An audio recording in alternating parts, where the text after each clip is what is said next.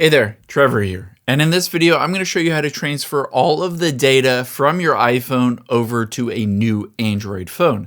It's pretty quick and easy, so let's jump right in. Now in iOS 26, there's a button that makes this process super simple to be able to transfer all of that data over. You need to do a few different things before that, and I'll walk you through all of it. First, tap on the Settings app on your iPhone. In the Settings app, tap on Search at the bottom and search for Messages. Tap on Messages, Apps. Scroll down and toggle off iMessage.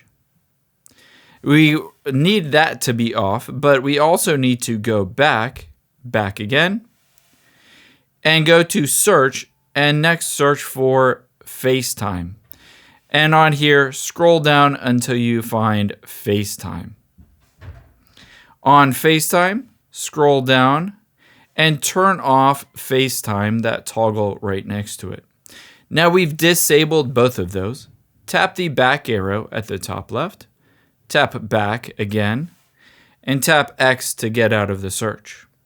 Next, tap on Wi-Fi at the top and make sure you're connected to a Wi-Fi network. This is required. You can either do it through a cable if you wanted to physically connect a cable, or most people do it through Wi-Fi. Tap the back arrow at the top left. Tap on Bluetooth, and this also needs to be turned on for this to work. Now, let's transfer all that data. Tap the back arrow at the top left. Scroll down, tap on General, scroll down, tap on Transfer or Reset iPhone. Scroll down, tap on Transfer to Android. You can see it says place devices together or next to each other. Once they're connected, you'll start transferring stuff like photos, messages, apps, and more.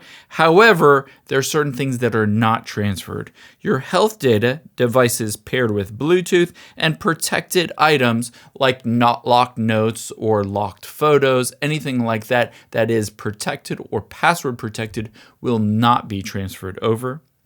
When you're ready, tap the Continue button and use your Face ID on your iPhone. And you can see it says Scan QR code. Essentially, you're going to scan the QR code from your old iPhone on your new Android, and it will start that transfer process through Bluetooth. Make sure both phones are fully charged or at least 80% charged, or plug them in so they both don't die throughout this process. I hope this helps. If you did, if you enjoyed this video, check out this one to my right. I think you'll really like it.